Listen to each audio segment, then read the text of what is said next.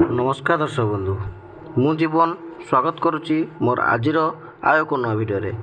तो दर्शक बंधु आज आम भिडियो जाना आपण जो सुभद्रा योजना एप्रिल 1 रु आप नुआ कर आवेदन करने जाऊँगी।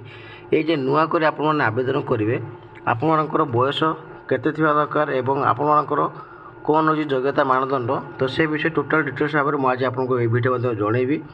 एवं तापर जदि आप नुआ भिडियो नुआ अच्छा तो वीडियो को लाइक कर चैनल को सब्सक्राइब करने जमा ही भूलुनी। तो दर्शक बंधु आसंता काली पाखु माने आपर एप्रिल 1 रु आपर आरंभ होगा जाऊँगी सुभद्रार नुआ योजना। ठीक अच्छे माने जो मैंने नुआ कर आवेदन करते तो से आपर एप्रिल 1 रु सरकार आपणकर नुआ पोर्टाल आप खोलिया जाऊँगी।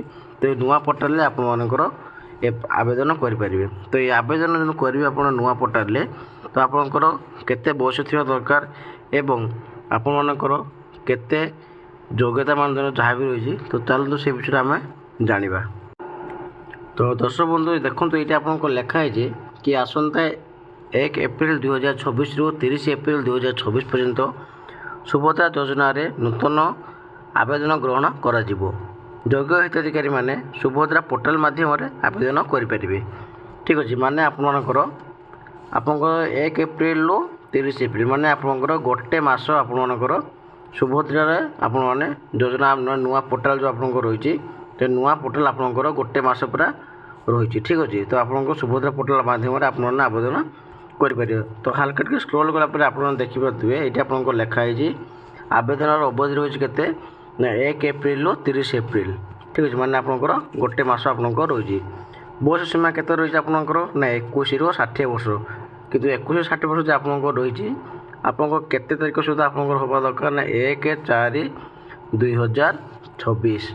ठीक अच्छे माने आपणकर एप्रिल मास 1 तारीख सुधा आपणकर 21 वर्ष होता दरकार एवं आपणकर 60 वर्ष कम होता दरकार। ठीक अच्छे तो आपणकर ये 21 वर्ष 60 वर्ष कम होता दरकार तो जो नुआ कर एप्लाई करेंगे तो से केते से माने टंका आपंकर आसो ना आर्थिक सहायता होगी प्रति वर्ष 2टी किस्ती मोट 10,000 टंका आपंकर आसो। ठीक अच्छे माने आपंकर ये जो मैंने एप्लाई करेंगे 1/4/2026 तारीख सुधार 21 60 वर्ष बयस जो तो से पाइबे आपंकर 10,000 टंका आपने पाइबे। ठीक अच्छे जो सफासफ भाव में ये लिखाई।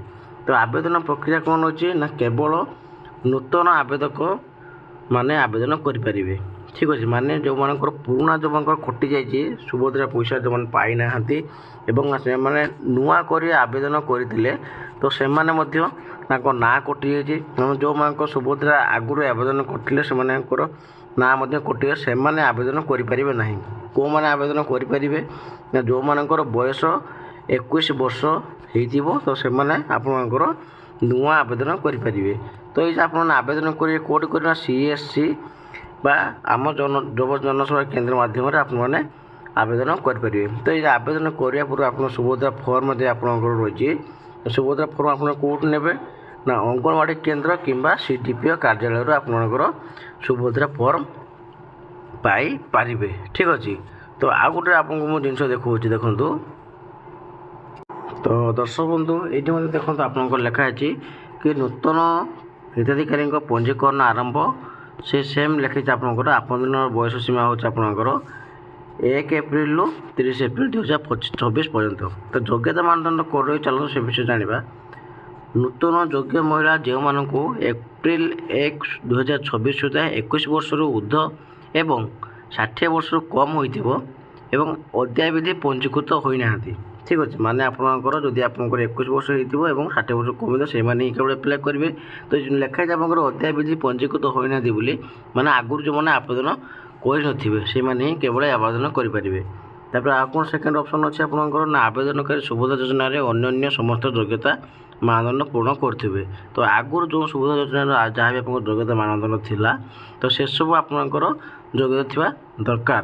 ठीक अच्छे तो आवेदन प्रक्रिया कौन अच्छे सेम प्रोसेस आपको रही कि आप ଯେଉଁଠି ଫର୍ମ ଆପଣଙ୍କୁ କୁହାଯାଇଥିଲା କି ଅଙ୍ଗନବାଡ଼ି କେନ୍ଦ୍ର କିମ୍ବା ଶିଶୁ ବିକାଶ ପ୍ରକଳ୍ପ ଅଧିକାରୀଙ୍କ କାର୍ଯ୍ୟାଳୟରେ ଆପଣମାନେ ଫର୍ମ ପାଇପାରିବେ।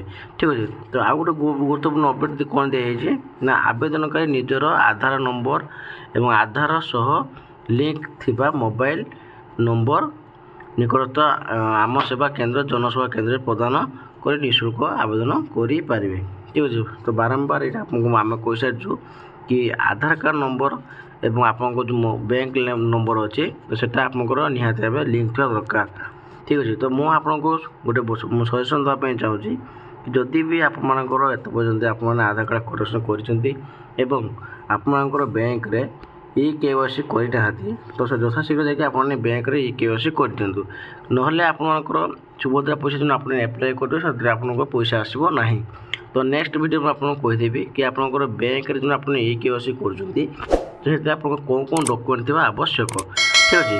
ତ ଯଦି ଭିଡ଼ିଓଟି ଭଲ ଲାଗିଥିବ ତ ଭିଡ଼ିଓକୁ ଲାଇକ୍ କରି ଚ୍ୟାନେଲଟିକୁ ସବସ୍କ୍ରାଇବ୍ କରିବା ପାଇଁ ଜମା ଭୁଲନ୍ତୁନି।